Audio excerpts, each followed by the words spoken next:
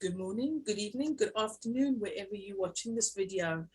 I am really excited. Is about 5-10 minutes ago, I met a wonderful woman who's living in France.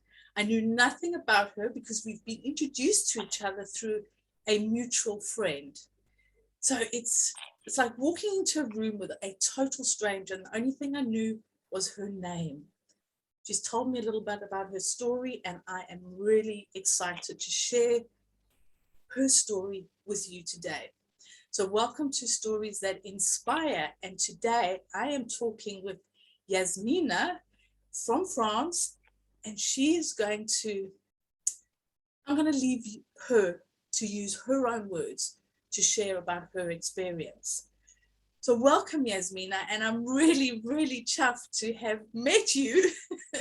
I know we've been in communication, but to actually meet you, and it's wonderful. So, please, welcome.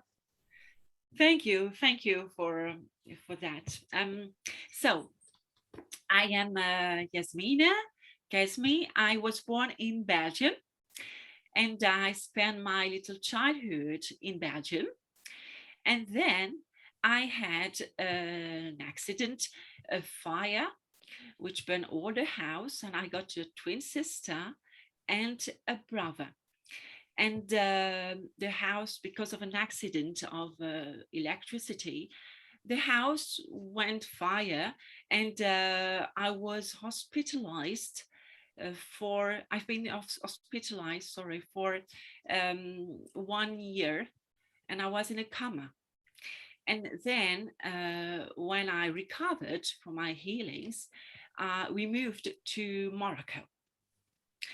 And then I spent my childhood in Morocco with my family, and it was a good time. And I learned to speak several languages, such as Moroccan, Spanish, and Italian, and French, of course, because my mother is French and my father is Moroccan. Then, after many surgeries, my parents decided that it was better for me to move into France. And then we moved into France, and I've been in Toulouse. I spent my teenage 8 years there. I studied there, and I had many surgeries as well. But teenage years was a hard time for me, a tough time. Instead of my childhood years, who was very, I would say, cozy years. I don't know, but teenage years was very difficult for me because it was time when I realized many things, and when raises the question of identity for me. And And you yes.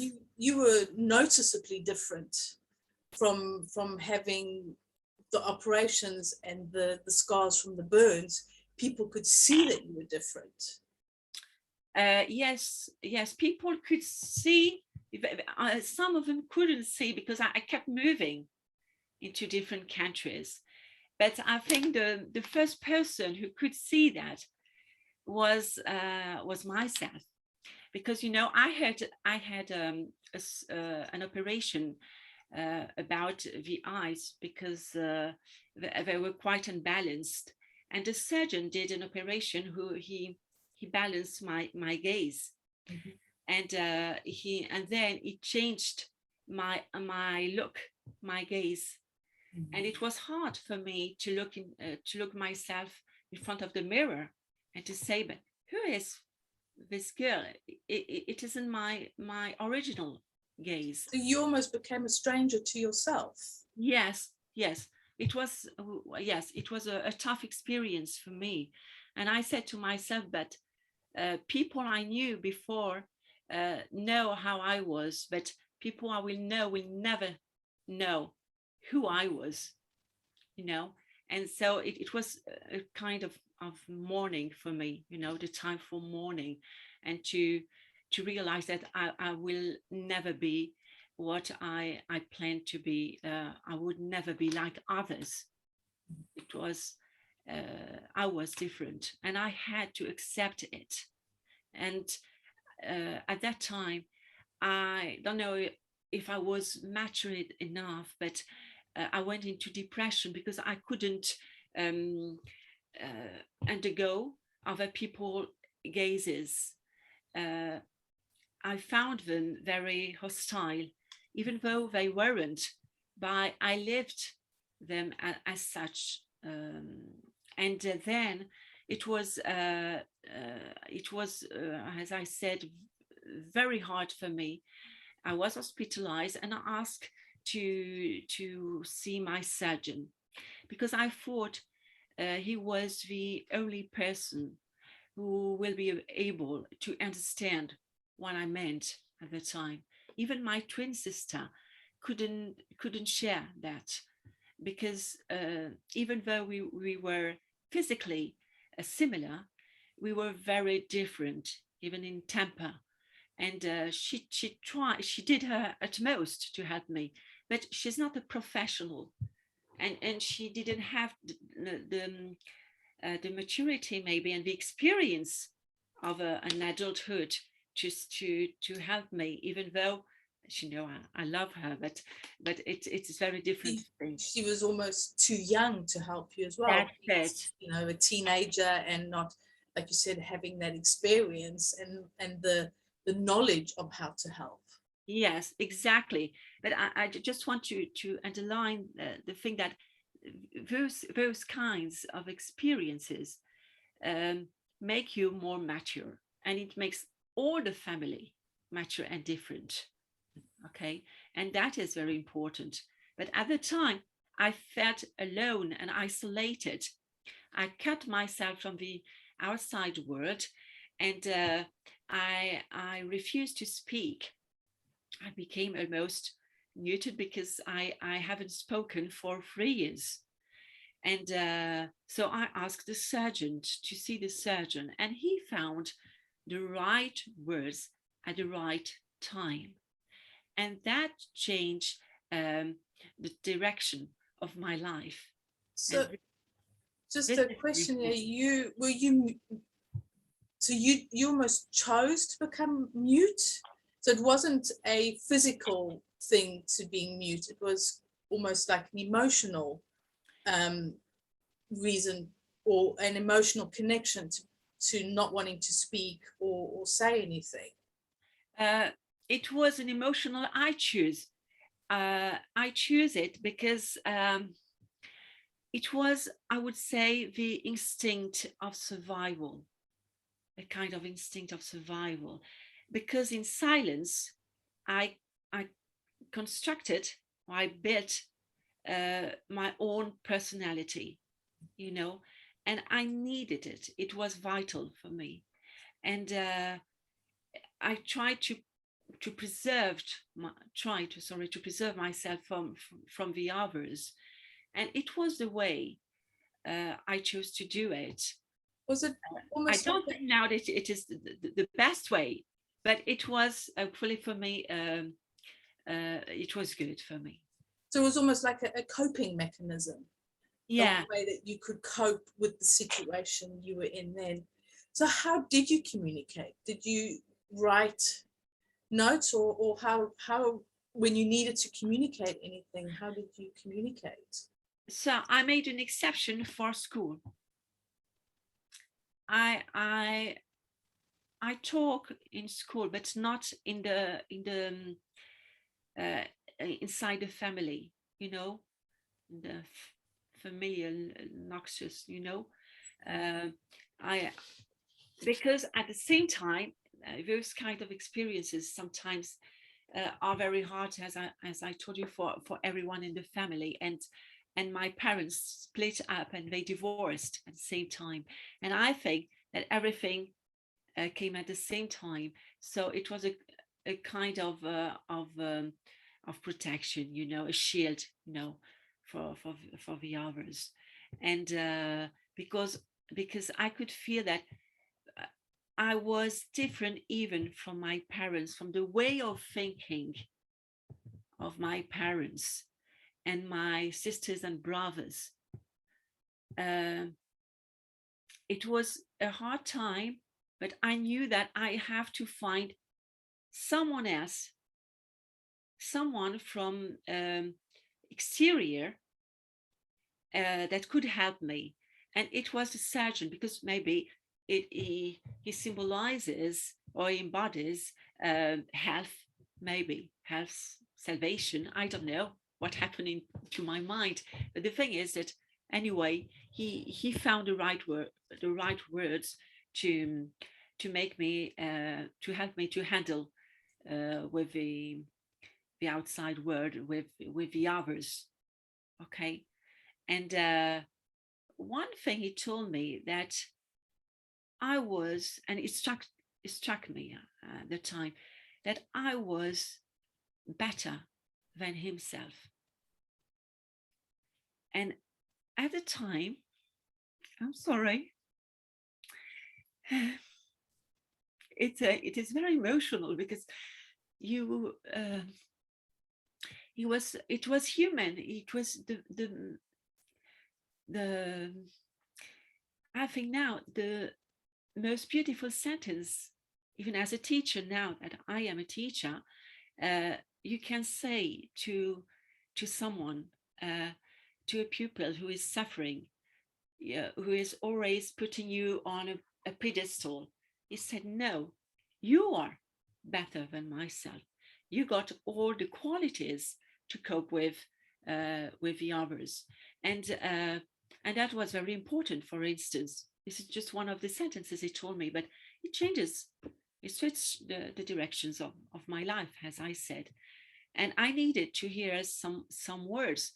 He said that I was a beautiful girl at the time, but never in my life someone told me that before. My mother was very strict, and she was not, she wanted me to harden, to harden myself, to give me the arms, and she wanted me always to be strong. But it was not in her habit of saying that those kinds of things.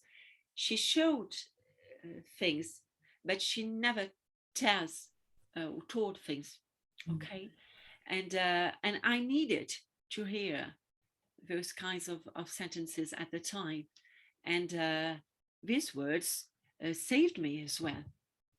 So it's really powerful how just reaching out to the surgeon and him just using these words right at that time, at how much of an impact they've made, that it's still so powerful for you today, all these years later. And it just goes to show that people can have this impact at that moment that can just make such a massive shift for anybody who hears them at that time. And as you said, this changed the path of or changed your journey. You changed direction just through him saying, you are a beautiful girl. Oh, thank you. I'm very touched. But it's thanks to him as well, because he gave me strength and trust, above all, trust. And he helped me. He said me, cling to your studies. Cling to your study, whatever happened. Never drop out your school, okay? Just go on studying. This is important. And then I went on studying, and I met a teacher of linguistics, which he himself, which is who was also someone who changed everything in my life, because he laid his eyes on me, and he was very very considerate, you said, maybe in English, very considerate. And he was very popular. He wrote many books. He teaches linguistics in La Sorbonne, and I've never thought that someone like him would one day in my life just stand me out, from the others. And because I felt so inhibited and so inferior at the time, that I said to myself, it cannot happen. And then 30 years later, I am still in touch with him. We keep chatting, as he's one of my best friends.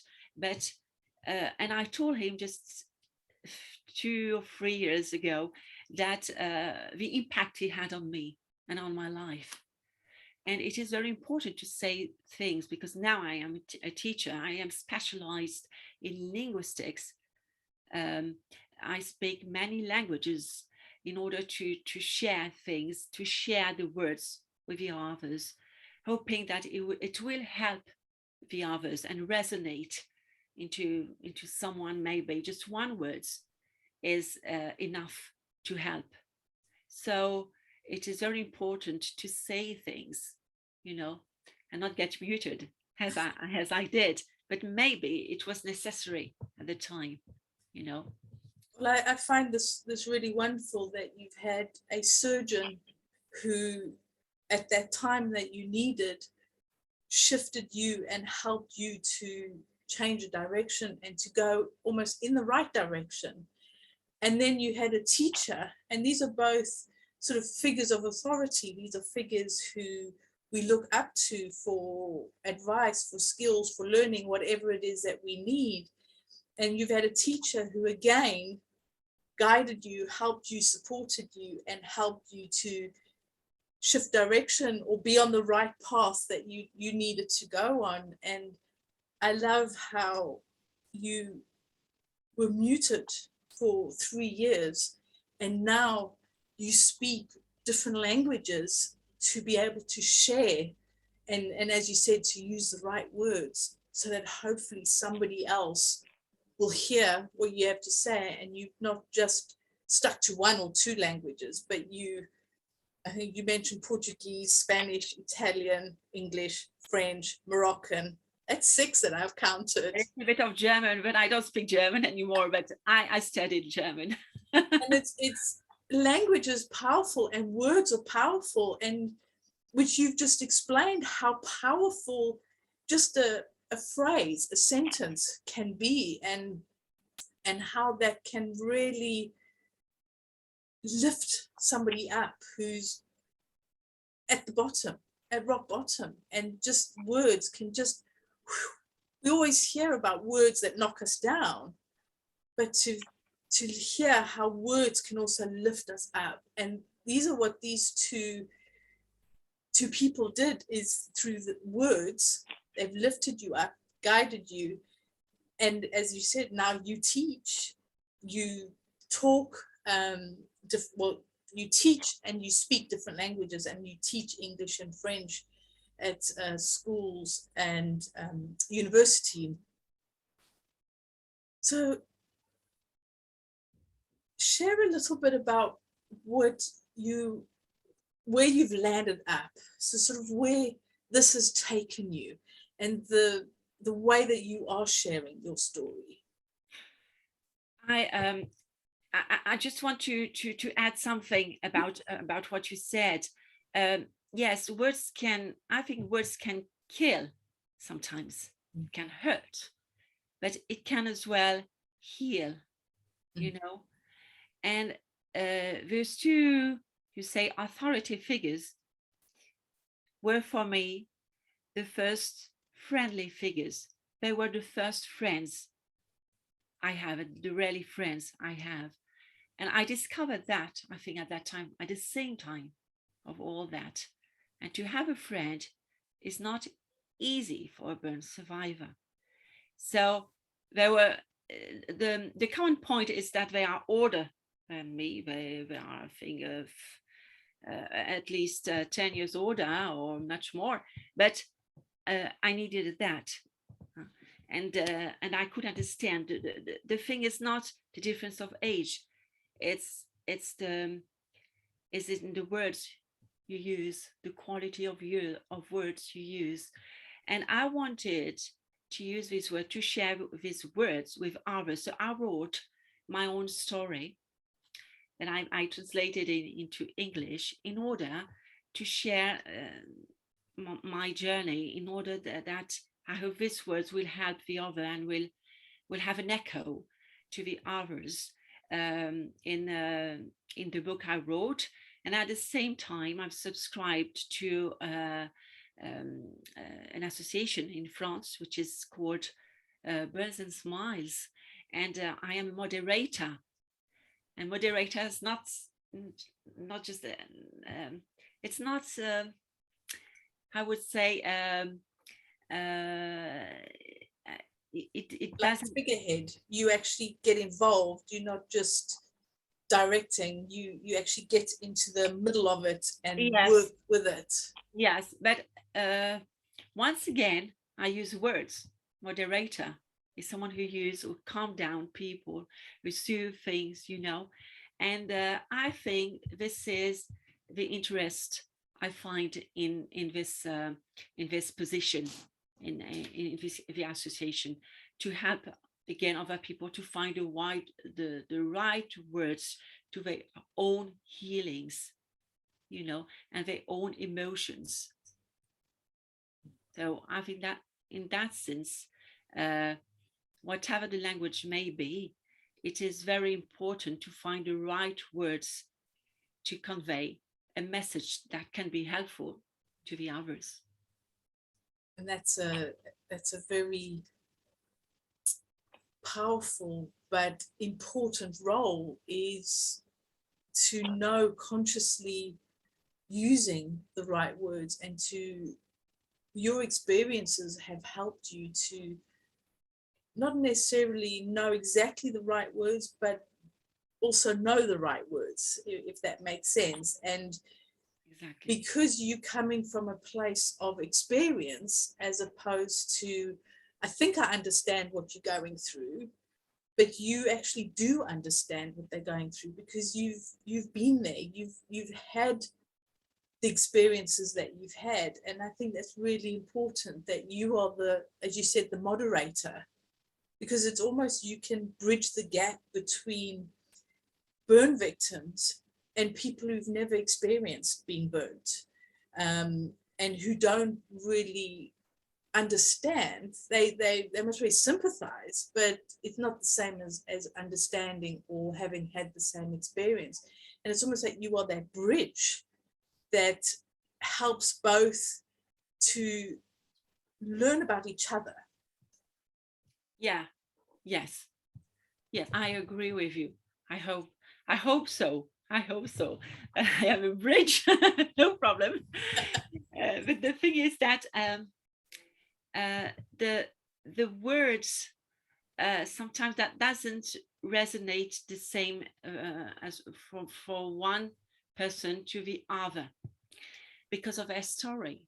Most of the time, the story, the emotion, it conceals behind the words. And I think that the place of a moderator is to, as you said, to make the link with the others, and this is very important, because you have the place for the exchange, and this is what I wanted to do, is to exchange with the others. And sometimes it's very hard with burnt people to exchange, because um, for me it happens when I was young, but for most people, for some people, it happens just years ago, 1 year ago, and it's very hard to find words, and the thing is uh, to have some I don't know the words, but reservations, you know what I mean? So that it's almost like they don't trust yet. They haven't built the knowledge of trust in themselves, that Yeah, others will accept them for who they are now, yeah, because their identity has changed, or they look different to the way they used to. yeah. They have to do the mourning of what there will never be, and I have to do the mourning of what um,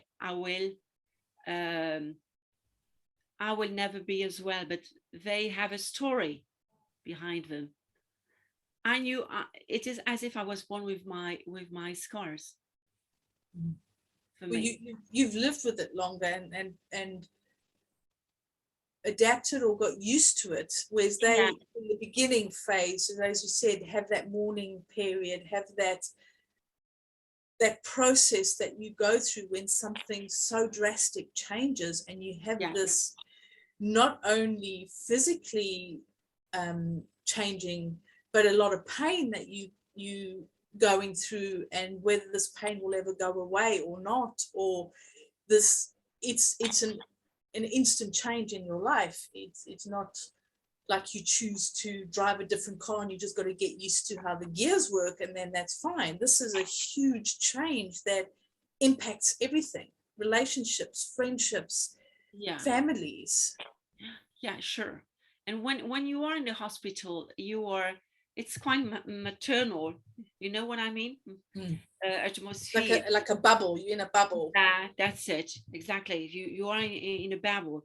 But when you go out from a hospital, now you have all other people gazes, and they can be hostile.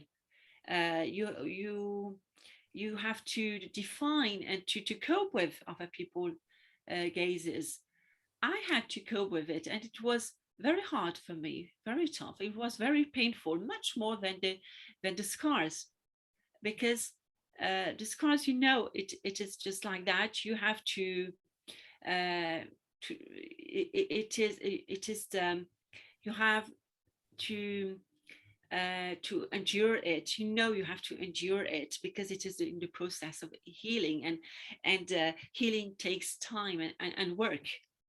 But now, but people gazes, you can't do anything for that. So uh, you have to cope with it. It's an extra problem that can be resolved if you do prevention, for instance. You Well, know, it takes your confidence away. It's something like this gathering is your confidence just goes, and you have to learn to build that up again and find a way. Like you said, is if you have no confidence and somebody looks at you with that gaze that you feeling, it just I'm just picturing somebody who doesn't have confidence. It just makes you want to almost don't look at me, don't see me. mm-hmm. But now on top of that, you have either a disfigurement from a burns mark or burn scars, or and this experience on top of this not feeling confident. So it's almost like a double whammy, so to speak. And that can be quite challenging to deal with. Yeah, it was. Uh, I was lucky because I met, as I told you, the surgeon. But at the time, I thought um, I would never have a boyfriend because I didn't deserve it because of my burns. That was happening in my mind. This is what I really thought, and my schoolmates didn't pay attention to me. Uh, Once I can remember right now. Once they did a school game which is to classify girls, the most beautiful girls and things like that, and they wrote the names into a paper, and I noticed that there was a paper in the classroom that was handed hand to hand, and I said to myself, what was that? What's that? I want to have a look at it. And I managed to snatch the piece of paper, and I had a look at it, and I peered through the paper, and I said to myself, I expected myself to be at the bottom of the list because I'm not naive. I know that I was not a model, but the thing is that I I read all the names one by one, and I wasn't on the paper. My name wasn't written on the paper. And I had the feeling that I didn't exist. I was not a person, just a kind of thing. And that was in how would you say, it was so different, poles apart, with what the surgeon told me. And I had too many speeches, so different, so too many way of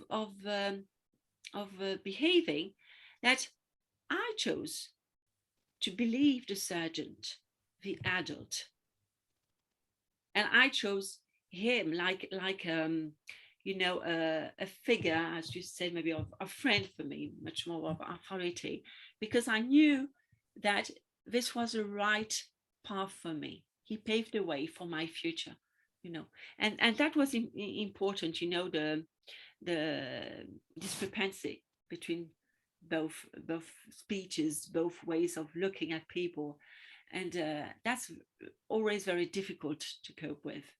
And that is so wonderful that you chose to listen to the surgeon. How many people choose to listen to teenagers?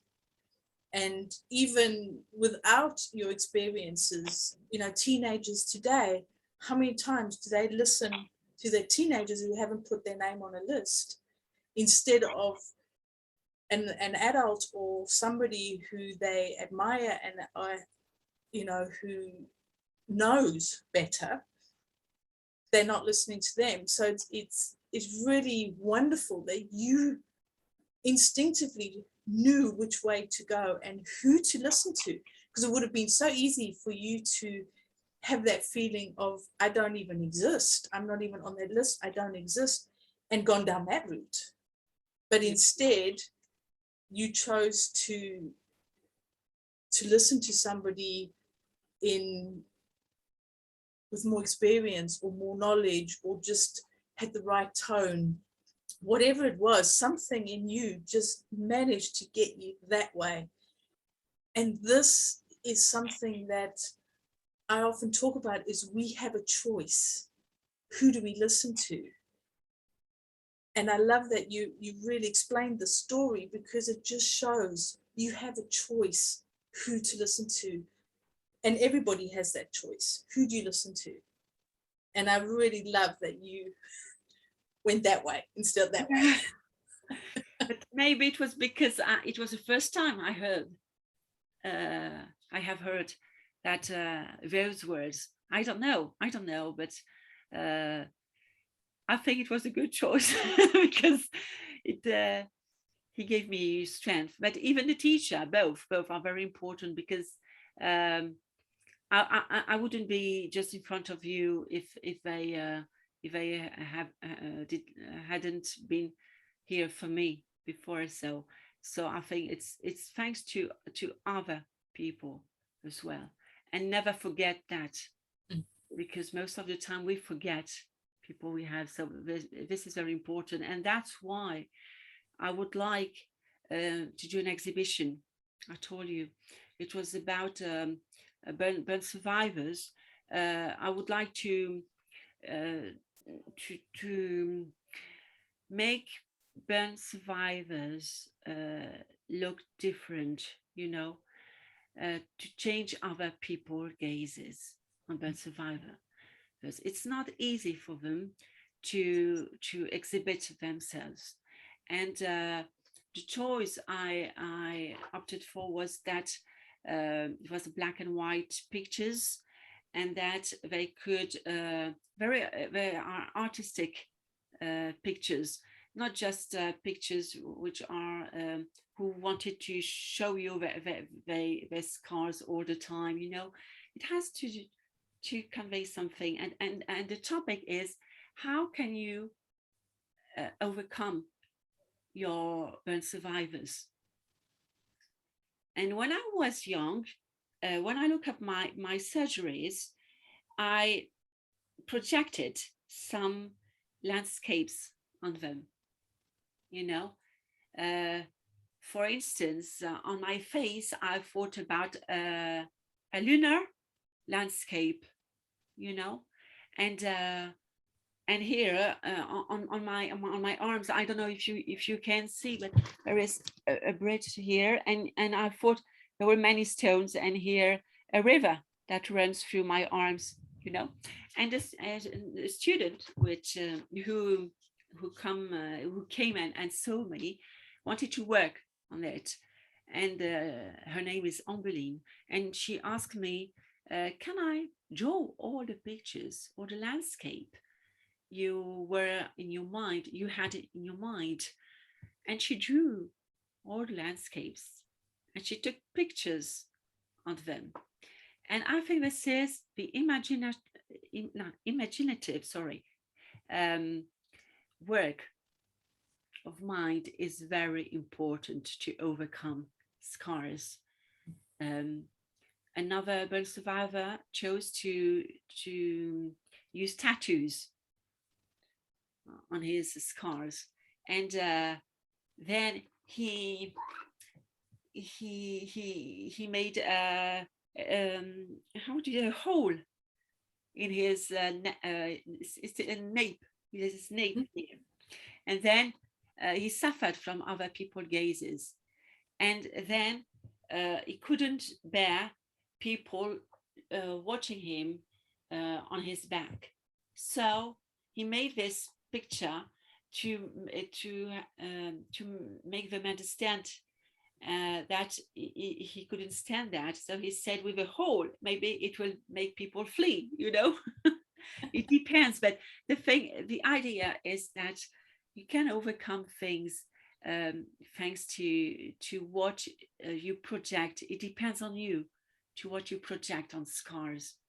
I think my boyfriend and my husband now uh, saw something else on my scars that then I couldn't see myself, and I think that's why you can sometimes interact with others. It's a kind of maturity as well to see things differently, you know, on exhibitions. Yeah. Because it's the, correct me if I'm wrong. So my understanding is that with this exhibition, but also with not wanting the gazes, it's almost like you want to be seen as human and as who you are, and not as your scar, and not as the burn victim, but as Yasmin, as an individual. And Exactly. this is what you wanting to share, so that when we go out into the street and we see somebody as a burn victim or with scars on them, for is not to judge that, but to actually look beyond the scars to the person in front Yeah, of us. exactly. And this is what your now husband obviously had the power to do, that to look beyond the scars and to see you. And he obviously liked who he saw, because you got married. But I think this sounds like this is what you're trying to create by being that bridge, by helping those who have not experienced this to look beyond the scars and to Yes. see the person in there. And you are the bridge for those who have the scars to help us to see the person. Does that make sense? And I think Yes. this is where your little bridge is Exactly, working. exactly. You put the right words as well. And I met a famous surgeon, is Mrs. Furman, and she is an expert from the ear, and she did a sculpture, and and she said to me, "I will not make you beautiful. I will make the sculpture just as you are." Because, and I agree with her, she didn't want to lie to the others. If people want to touch the the sculptures, they have they it is important that they feel how it is. You've got uh, different textures of skins, and people. It is important that people are aware of that, because burn people are very sensitive. They are very sensitive to touching, and most of the time, if you touch them, you may just startled, uh, because Flinch. okay, yes, they were flinch. Yes, that's it, and it means much more than for someone else, you know, because we've got 3 layers of skin, but when you touch one a burn victim, it is as if you reach directly the third layer, you know. So he feels everything, and we try to protect from that, and maybe that is one reason why we don't want to expose and exhibit ourselves, you know.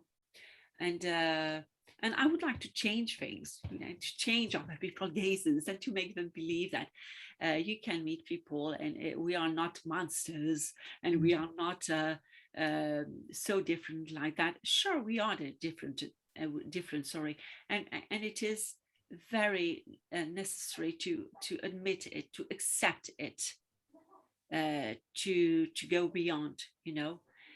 And if you accept it, other people will not feel it anymore, but they will not see it anymore, you know. And it's quite something that, you know, if we look back in history, and anybody with a disfigurement or a humpback or whatever it was, and most probably also burn victims and scarring, how they were ostracized.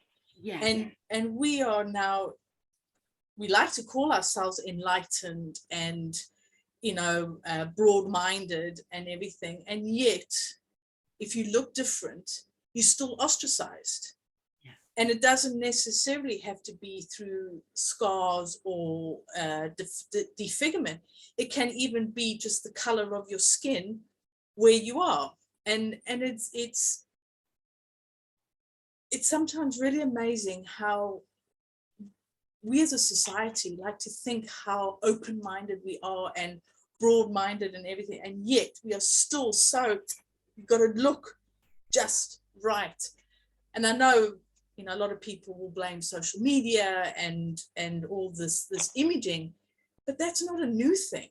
It's just more predominant now. And I really think what you're doing is educating and reminding people that at the end of the day, whatever you look like is only skin deep.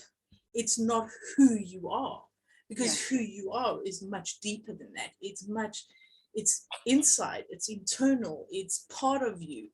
And I think what you're doing is fantastic, and we need to accept people for who they are and not the way they look. yeah. But at the same time, I am a model for Yes, Dulcenae. I love it. The Dulcenae is a contest, beauty parlor in France. Mm-hmm. It is a beauty parlor in Paris, in Saint-Lazare, and it is the first beauty parlor which is inclusive, you know. And the president of the beauty parlor and his wife are the president of the association Breads and Smiles, you know. And when he created this beauty parlor, they asked me if I would like to pose for a picture, and you know, I was 45, and it was the first time I managed to open the door of a beauty parlor. I was so scared of other people gazes. I was scared of you know, the social institution Judgment. judgments. Yeah, so yeah, social judgment, but also the to that people would advise the wrong products, creams for me, and things like that. And it was really a challenge for me. So I I think I decided to do that because of my son, also to tell him that your mother is burn, sorry, is a burn survivor, is a burn victim. it doesn't mean that she has to be depressed, that she can't do anything. She can be a model. She can be a teacher, which is also an occupation which needs to be representation, because you exhibit yourself. It's very theatrical, and so never give up. This is the message I want to tell him. Whatever may happen to you, never give up. You can do it. Try to do it. It happens or not, it doesn't matter, but just try, you know. And that I would like to show him that I'm not so different, you know. Uh, Now he doesn't notice my scars anymore. Okay, but he was proud anyway, so I am proud as well for him. Wonderful. Because it's not easy, it's not easy to do. We don't do that to be famous. It's I don't have the age for that, I think. But the thing is, when you do that kind of thing for a burn survivor, it is an effort, insurmountable effort, you know, and there is a price. It is a price for timidity or shyness, and most of the time you do that and you are scared and you go back home and you don't do it anymore, and I don't want to do that. I want to share things with the others. So the exhibition, the book, teaching is sharing for me. So and much more than sharing, it means exchanging with the others. That is the most important thing, I think. Well, I mean, you being a model and doing this, you showing others that it's possible to not be in that place of depression and giving up and just going into that little spiral, because you are, walking your talk, as they say, is you are saying you can do this. Look, I'm showing you how to do it. Find your own way, but look, it's possible to do it, because I've been there, I've done this is what I've experienced, and this is where I'm coming to help you. And words don't always have to be words, they can sometimes be an action. So you might not always have the right words to speak, but by being seen in this exhibition, by people knowing that you've a model for this salon, that might be the words that they need to see as such. So it's not necessarily, like I said, words, but they say a picture is 1,000 words, don't they? And you are showing them through pictures that I can do this. So what better way to inspire somebody by showing them how to do it, not telling them, but actually showing them that it's possible, that you can do it. Yeah, maybe. You I've look never skeptical. I've never thought things like that, but maybe I'm just realizing that now. Now you're saying it, but I think that's better than when you can do things to show people as well.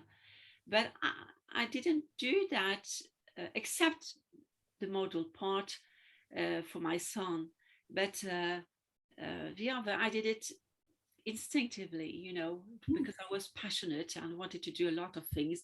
I did a marathon. This was a challenge, but I think it really teaches lessons of life. Take your time. Just it needs patience. Um, it needs perseverance, resilience, things like that. And I think doing marathons or running, just running, is helpful as well. You have many ways of to to overcome things, but you have to find your own way, the one that suits you best, you know. And people can help, but the last choice is you. That make it. And this is what I think, like you said, you're doing this instinctively. And whether you're doing it for yourself or, like you said, for your son, or instinctively, you're still doing it. And that is powerful, because that is more genuine than you planning to do something because I want to inspire. It's you do it because you want to do it for yourself, which inspires others.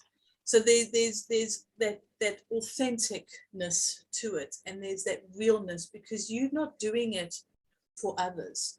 You're doing it to help yourself.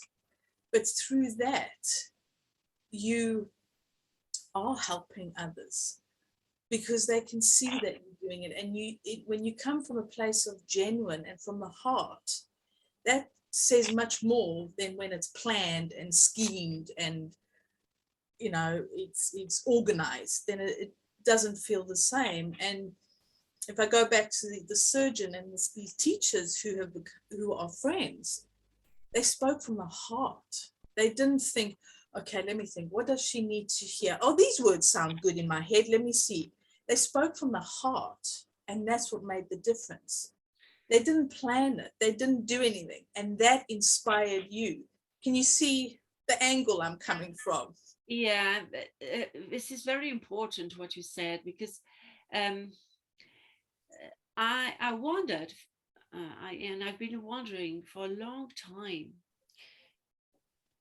if the surgeon words were the one of a professional or the one of human. And when I had my kid, my son, he said, I wrote a letter to him, and I said, now it's the right time to tell him what he brought me. And so I sent the letter like a bottle into the sea, and I didn't expect anything from it. But one day, a letter came. I found it in the letterbox. I opened the letter, and he told me I had a beautiful life, very kind things. And in the end, and that is the most important sentence, he said to me that I just said those words naturally, as though I would never have thought that it would have such an impact on you. And I had the answer. He gave me the answer. And as well, from the heart, naturally, Yeah. but 30 years later. So just consider. I'm glad you finally got the answer. But it almost has shown you how from the heart can be different than sort of from the brain, from the head, and analyzed. And this is where I think, you do these exhibitions, you do them from your heart, because you want to share your story. You wrote your book from the heart. You are a moderator with the Burns and Smiles from the heart. Yes, there's a good plan and programs behind it, but I don't think, now you can correct me if I'm wrong, but I don't think you've joined them because of this. I think you've joined them because of the heart, and because you really passionately want to help people and to really help and inspire people to have good lives and to make the most of their lives that they have. Yes, go through that mourning period. Yes, there's change, but look, you can come out the other side, and you can be whoever you want to be. Yeah. You're not just a victim. And No. and I think you do this from the heart. Yeah. Except for the salon, maybe that's for your son. Yeah. But I think for the heart, I think a little bit for you as well. I mean, to think of the power of going into the salon. It repairs the image I had about myself, whatever. So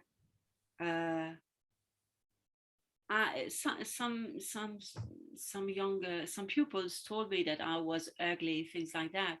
Of course, I heard those kind of good words, but uh, when I was asked to be just a model for Dulcenae, I said to myself, now you don't have to pay attention to your image anymore.